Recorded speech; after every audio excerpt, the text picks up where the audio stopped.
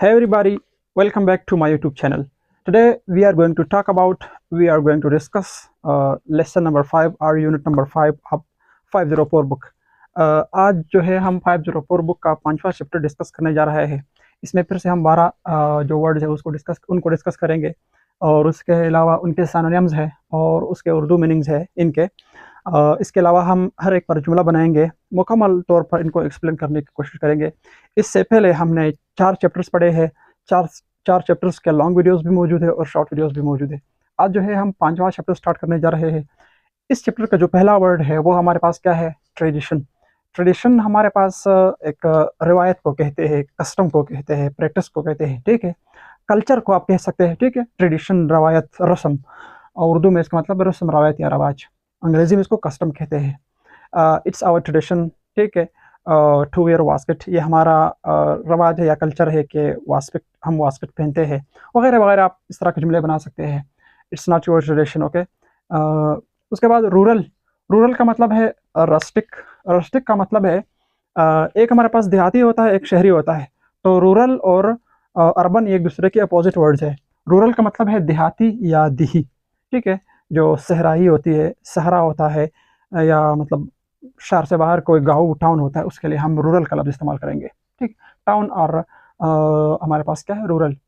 Burden. Burden जो है बोझ को कहते हैं, लाउड को कहते हैं। जो हम किसी मतलब हम कहते हैं मेरे ऊपर बहुत बोझ है, ठीक है, या हमें जानवर के ऊपर बोझ ज़्यादा नहीं डालना चाहिए, ठीक है। तो उसके लिए हम बर्डन का लफ्ज़ इस्तेमाल करते हैं कि इतना स्टडी ना करे कि आप पर बर्डन हो जाए, इतनी चीज़ें मेरे ऊपर बर्डन होती है। बर्डन का मतलब है लोड, बोझ, बार, या बोझ डालना या बार डालना। एज अ नाउन भी काम करता है, एज अ वर्ब भी काम करता है, ठीक है।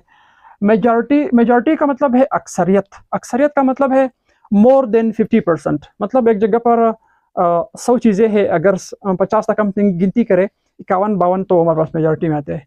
इसी तरह मतलब ऐसे एरिया होते हैं जहाँ पर मुस्लिम मेजॉरिटी में होते हैं, ऐसे एरिया होते हैं जहाँ पर नॉन मुस्लिम जो है मेजॉरिटी में है, ऐसे एरिया होते हैं जहाँ पठान मेजॉरिटी में होते हैं, ठीक है, वगैरह वगैरह। तो बहरहाल मेजॉरिटी का मतलब है अक्सरियत। अक्सरियत का मतलब है मोर देन 50। अगर वोटिंग होती है 10 बंदों की, उनमें से 6 ने जो एक तरफ वोट डाल दिया, तो वो 6 जो है हमारे पास क्या अक्सरियत है। तो मोर देन हाफ यानी 50% से ग्रेटर, ठीक है, मैथमेटिकल एक निशान है। एसेंबल। एसेंबल का मतलब है ब्रिंग टुगेदर, मतलब एक इकट्ठा करना, एक जगह पर लाना, इकट्ठा करना या जमा करना। एक्सप्लोर। एक्सप्लोर का मतलब है इन्वेस्टिगेट। इन्वेस्टिगेट का मतलब है तहकीक करना, ठीक है, तफ्तीश करना, छानबीन करना। तो एक्सप्लोर अच्छा वर्ड है, एक वर्ब है, ठीक है।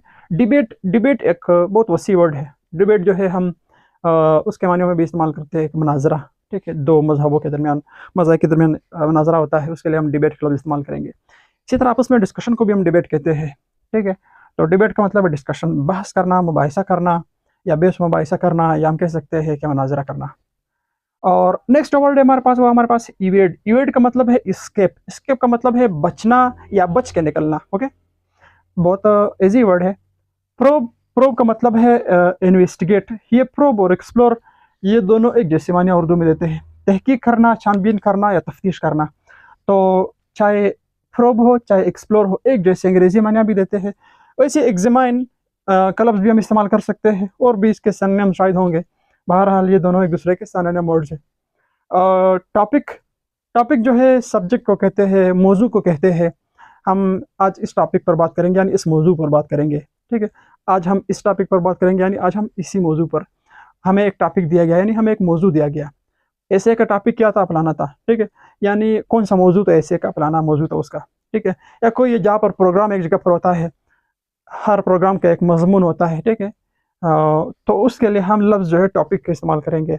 या चैप्टर में कोई एक एक टॉपिक होता है, वहाँ पर फिर टॉपिक का थोड़ा सा मीनिंग जो है अलग है, ठीक है। कभी कभार हम आम गुफ्तगू में बात करते हैं, हम आम गुफ्तगू करते हैं तो हम बोलते हैं कि क्या टॉपिक चल रहा है, ठीक है। इसी तरह हमारे पास एक वर्ड है कैंपस। कैंपस ग्राउंड या यूनिवर्सिटी का एक हिस्सा, जहाँ पर लोग मतलब इकट्ठे हुए हो, या आप कह सकते हैं कि एक अकेडमी के, मतलब एक जगह पर टीचर है, दूसरे शहर में लोग उसको देखते हैं, वो एक कैंपस बनाते हैं। इसी तरह बाज़ औक़ात सैलाबी इलाकों में जब सैलाब आ जाते हैं, तो वहाँ पर कैंपस बनाए जाते हैं। आर्जी तौर पर कोई जुम्फे वुम्फे बनाए जाते हैं, बोलते हैं कि एक कैंपस है। तो कैंपस जो है हम इस तरह बहुत सारे मायनों में इस्तेमाल करते हैं। फलाना जगह पर मेडिकल का कैंपस लगा हुआ था, ठीक है। इसका जो 12वां वर्ड है वो हमारे पास है रिफॉर्म। ठीक है, रिफॉर्म।